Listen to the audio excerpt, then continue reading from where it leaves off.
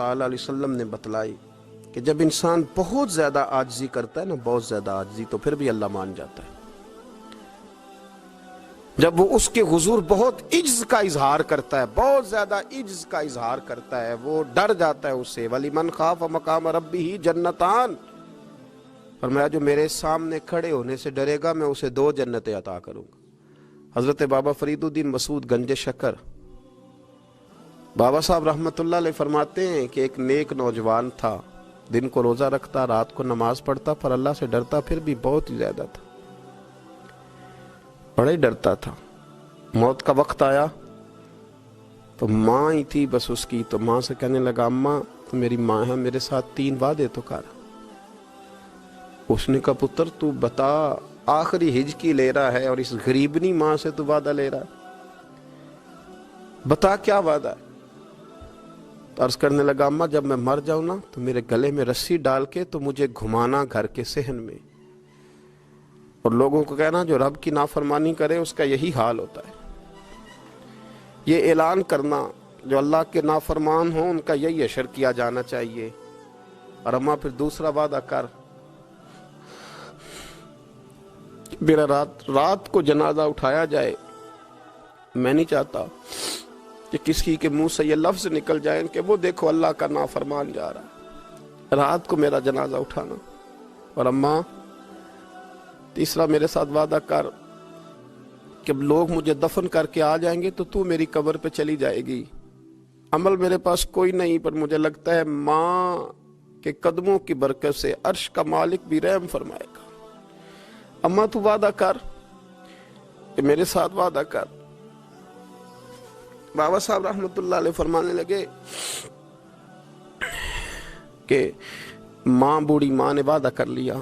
کہا بیٹے ٹھیک ہے، اگر تیری یہی ضد ہے تو میں تیار ہوں۔ پھر اس نے کلمہ شہادت پڑھا، اس نوجوان کی روح پرواز کر گئی،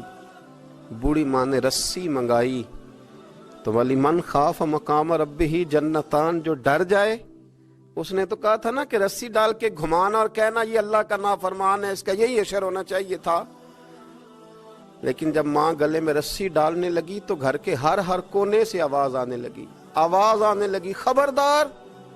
یہ رب کا دوست ہے، اللہ کے دوستوں کے ساتھ اس طرح کا معاملہ نہ کیا جائے، اسے چھوڑ دیا جائے۔ اور کہا تمہیں کچھ بھی اور کرنے کی ضرورت نہیں ہے، یہ تو رب کا دوست ہے اور رب کی بارگاہ میں حاضر ہو گیا۔ کچھ کوئی بندہ کہے گا کہ یہ تو ایک بابا فرید کا سنایا ہوا واقعہ ہے، سنیے بخاری میں حدیث ہے، نبی پاک صلی اللہ علیہ وسلم نے فرمایا، حضرت ابو ہریرہ رضی اللہ تعالیٰ عنہ راوی ہیں، حضور فرماتے ایک شخص مرنے لگا تو اپنے بچوں سے کہنے لگا کہ میں جب مر جاؤں تو مجھے جلا دینا، اور پھر میرے جلے ہوئے وجود کو پیس دینا، پھر مجھے ہوا میں اڑا دینا، پتر مجھے اڑا دینا، مجھے بڑا ڈر لگتا ہے، اگر رب نے مجھ سے حساب پوچھا تو میں قابل نہیں ہوں، اڑا دینا مجھے ہواؤں میں، اگر اس نے مجھ سے عذاب لیا تو حساب لیا تو بڑا سخت حساب لے گا۔ حضور فرماتے ہیں بخاری میں موجود ہے، اس کے بچوں نے اسی طرح کیا، اس کے مرنے کے بعد اسے جلایا، ہوا میں اڑا دیا۔ اللہ کے محبوب فرماتے ہیں رب کریم نے حکم دیا زمین کو کہ اس کے ذرات کو جمع کرو،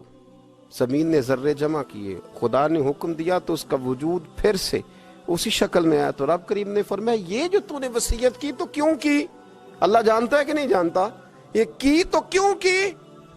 تو رو پڑا، کہنے لگا اللہ میرے اندر تو طاقت نہیں تھی تیرے سامنے کھڑا ہو کے حساب دے سکوں، تجھے منانے کے لیے تیرے خوف سے ڈر گیا، میں ڈر گیا۔ اگرچہ ہمارے بزرگوں نے لکھا ہے کہ آج یہ وصیت کرنا، اس رنگ میں یہ طرز اختیار کرنا درست نہیں، لیکن آپ غور فرمائیے کہ نبی پاک علیہ السلام فرماتے ہیں جب اس نے کہا نا اللہ تجھ سے ڈر کے یہ کیا، تو رب کریم نے فرمایا جا پھر میں نے تیری مغفرت کر دی، کیونکہ اللہ کو پتا تھا یہ دل سے بات